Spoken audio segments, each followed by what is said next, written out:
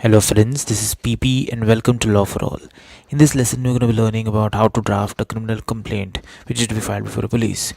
Now, there are two types of criminal complaints that can be filed. One can be filed before the police directly, and the other one can be also filed before the judicial magistrate first class. That is, of course, if in the event that the police do not register your complaint or if they treat your complaint as a non-cognizable complaint.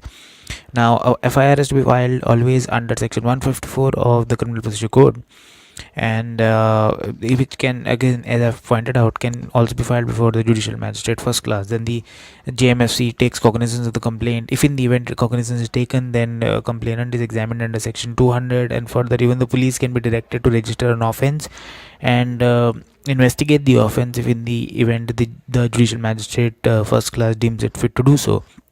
But in this video, we're going to be learning about how to draft a first information report to be filed before the police.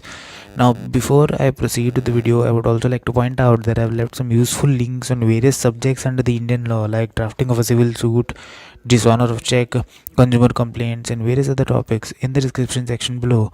So if you're interested, you can check them out in the description section of this video.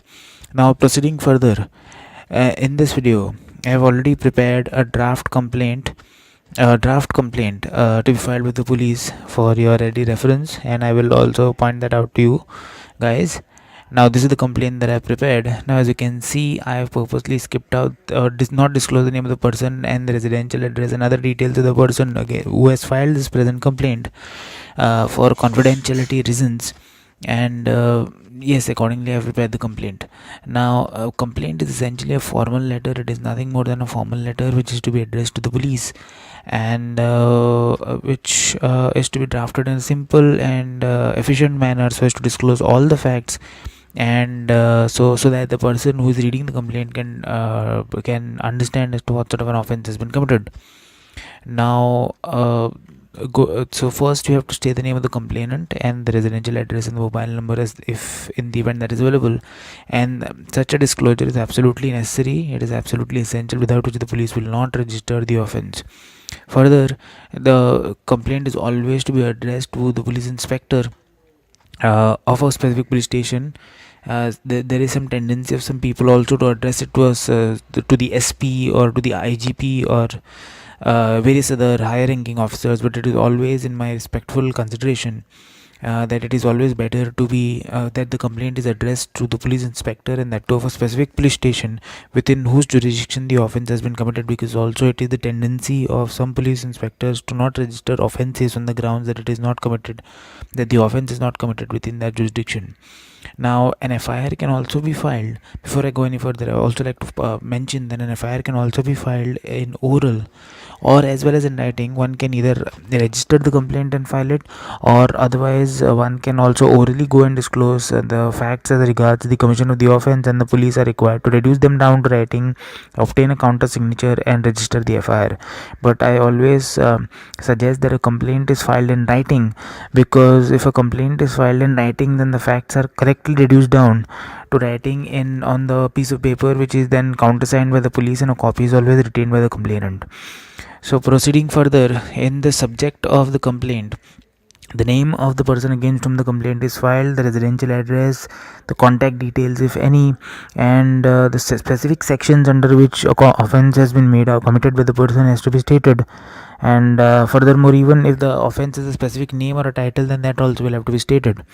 Now, as in this specific complaint, this complaint pertains to a husband who has filed a complaint against his wife for falsification of a document, that is falsification of a power of attorney, and the wife has subsequently used the document to transfer some documents onto her name. Now, all of this has happened after the divorce crystallized, or rather materialized. That is, the couple were separated by a decree of divorce by the court, and then accordingly these incidents took place. So therefore that amounts to an offense here in the state of Goa. So accordingly this complaint is filed by the husband. Now, initially, these are the facts of the complaint. As I've stated, it is just a formal letter, but it has to be drafted systematically. So therefore, in the formal letter, in the complaint, you have to disclose all the facts as regards the complaint, and I have disclosed all the facts here, and I will not go deep down into these facts. If you guys wish to read, then you can pause the video and read. Now, proceeding further, all these facts have been disclosed systematically. and accordingly it is stated as to how an offense has been made out. Now another important aspect to consider here is also that if you have any evidence to be given to the police along with the FIR that is to be filed, then the evidence can also be given along with the FIR.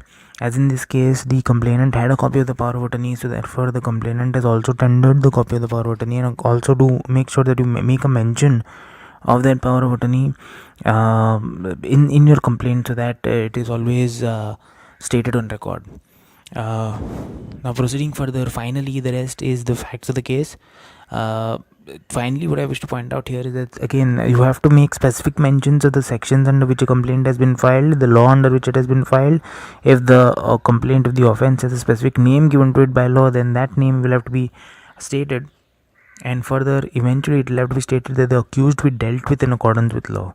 Now some people do also state that the accused may be imprisoned or may be punished and whatnot, but all of that is not required to be stated in my considered view, because the entire procedure as regards punishing a person or punishing a person under law essentially has been stated under the criminal procedure code, and so therefore that is not required to be stated in the complaint.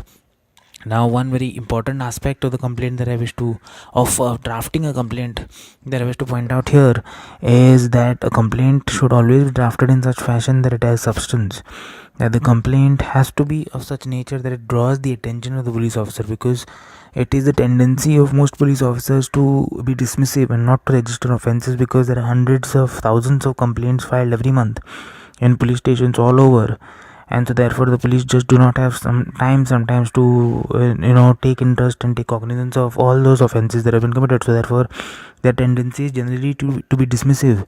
So in order for the police to take notice of your complaint, it is always suggested that the complaint is drafted systematically, so that the police take offense cognizance of the same and register the offense. So that is one aspect that you have to keep in mind while drafting a complaint. Now that is all about it in this video. I hope you found this helpful. Do give this video a thumbs up if you liked it. Like, share and subscribe this video for more such awesome content. Thank you for watching.